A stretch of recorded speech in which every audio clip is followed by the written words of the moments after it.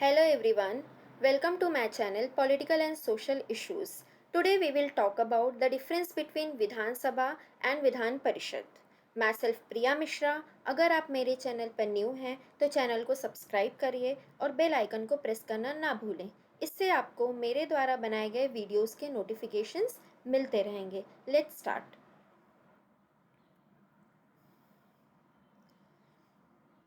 First we will see the meaning of unicameral and bicameral. जिस भी state में दो हाउसेस हैं, legislative assembly and legislative council, तो उनको बाइकैमरल स्टेट बोला जाता है। और जिस स्टेट में सिर्फ एक हाउस है, दैट इज़ लेजिस्लेटिव असेंबली, तो उस स्टेट को यूनिकैमरल बोला जाता है। अभी यहाँ पर एक चीज़ में आप कंफ्यूज मत होना कि लेजिस्लेटिव असेंबली और लेजिस्लेटिव असेंबली और विधानसभा एक होते हैं और लेजिस्लेटिव काउंसिल और विधान परिषद एक होते हैं। सो मैं वीडियो में लेजिस्लेटिव असेंबली, लेजिस्लेटिव काउंसिल जो भी मैं बोलूँगी, आप उनके बीच में कंफ्यूज मत होना। At present only 6 states have 2 houses, that is bicameral. अभी इंडिया में 28 स्टेट्स है टोटल। सो 28 स्टेट्स में 6 स्टेट्स के पास बाइकैमरल लेजिस्लेचर है। वो 6 स्टेट्स कौन से हैं? आंध्र प्रदेश, तेलंगाना, उत्तर प्रदेश, बिहार, महाराष्ट्र एंड कर्नाटका। बाकी की जो 22 स्टेट्स हैं उसमें यूनिकैमरल लेजिस्लेचर है। यूनिकैमरल मतलब वहाँ पे सिर्फ एक हाउस है, that is Vidhan Sabha. Article 169। अभी आर्टिकल 169 में क्या लिखा है?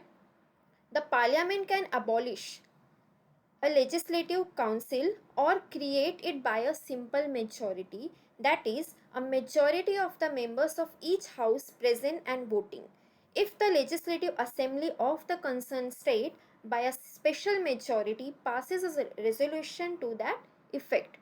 अभी इसमें क्या लिखा है कि अगर किसी भी स्टेट को उस सेकेंड हाउस चाहिए, दैट इज लेजिस्लेटिव काउंसिल, तो उस स्टेट को क्या करना होगा? उस स्टेट को एक रेजोल्यूशन पास करना होगा by special majority.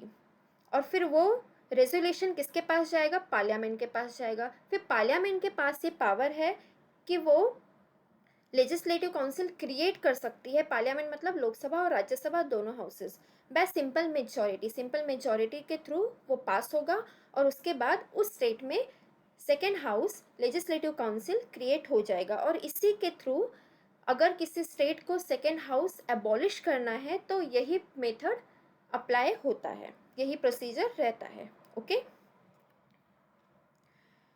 Now the difference between Vidhan Sabha legislative assembly and Vidhan Parishad legislative council. First is Vidhan Sabha is a lower house, okay, and Vidhan Parishad is upper house. विधानसभा में जो इलेक्शन होता है वो डायरेक्ट इलेक्शन होता है और विधान परिषद में जो इलेक्शन होता है वो इनडायरेक्ट इलेक्शन होता है। अगर हमको विधानसभा का मेंबर बनना है तो हमारी एज 25 ईयर्स कंप्लीट होनी चाहिए, और अगर हमको विधान परिषद का मेंबर बनना है तो हमारी एज 30 ईयर्स कंप्लीट होनी चाहिए। Okay. Fourth, members of the assembly should not be more than 500 and not less than 60। अगर विधानसभा किसी भी स्टेट का, एक तो सारे स्टेट्स में अलग अलग नंबर्स होंगे विधानसभा के, वेरी करते हैं। ओके, सो उनके नंबर्स लेकिन 500 से ज़्यादा नहीं होनी चाहिए और 60 से कम नहीं होनी चाहिए किसी भी विधानसभा के मेंबर्स। और विधान परिषद में क्या है? Members shall not exceed 1/3 of the total members of the assembly of the concerned state and it should not be less than 40।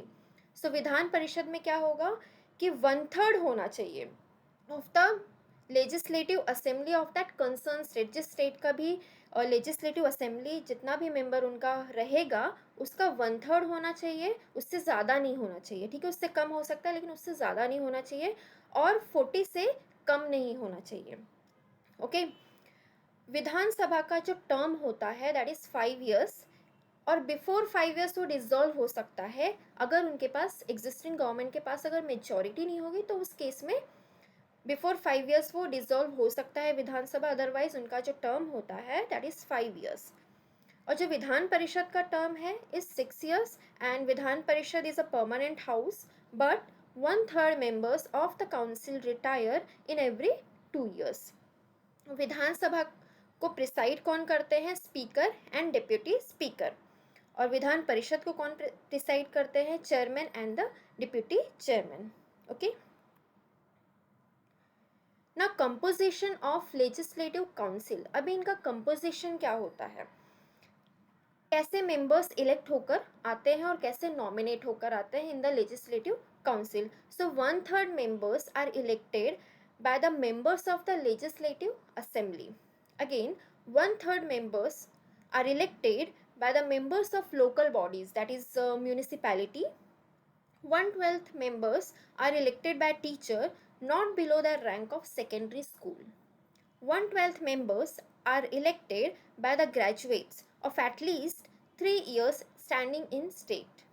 1/6 members are nominated by the governor who has specialized knowledge in the field of art, science, literature, technology, etc. So यहाँ पे legislative council में जो members होते हैं, some members are elected and some members are nominated by the governor of the concerned state. Okay. Next we will see example कि हर state में very करता है विधानसभा और विधान परिषद का member. So Vidhan Sabha of Maharashtra में कितने मेंबर हैं? 288. और अगर हम उत्तर प्रदेश में देखेंगे विधानसभा का मेंबर तो 403 है. और विधान परिषद का मेंबर इन महाराष्ट्र इज 78. और वही अगर हम उत्तर प्रदेश में देखते हैं सो इट इज़ 100. ओके. सो अभी हम महाराष्ट्र का ना एग्जाम्पल लेते हैं, उसके थ्रू समझते हैं कि कैसे डिवीजन होता है. ओके. सो महाराष्ट्र में लेजिस्लेटिव असेंबली में कितने मेंबर हैं? 288 मेंबर्स. 1/3 ऑफ लेजिस्लेटिव असेंबली, अभी मैंने 1/3 निकाला है तो 288 का 1/3 होता है 96 मेंबर्स. ओके. तो विधान परिषद जो महाराष्ट्र का है उसका जो नंबर है वो 78 मेंबर्स हैं. ठीक है. तो 78 96 से कम है. सो 96 से ज़्यादा नहीं होना चाहिए बिकॉज हमने क्या पढ़ा कि 1/3 मेंबर से एक्सीड नहीं करना चाहिए. ओके. सो इनका डिवीजन कैसे होता है? महाराष्ट्र में 30 elected by legislative assembly, 12 nominated by the governor, then 22 elected by local bodies, 7 elected by graduates, 7 elected by teachers. So इनको सब प्लस करेंगे तो हमको मिलेगा 78. सो ऐसे डिवीजन है महाराष्ट्र में. ऐसे ही सारे स्टेट्स में नंबर्स के अकॉर्डिंग उनका डिवीजन होता है. So if you have any doubt regarding to this difference between legislative assembly and legislative council और कुछ भी आपको डाउट है तो आप कमेंट सेक्शन में पूछ सकते हैं. Thank you for watching my video. Thank you so much.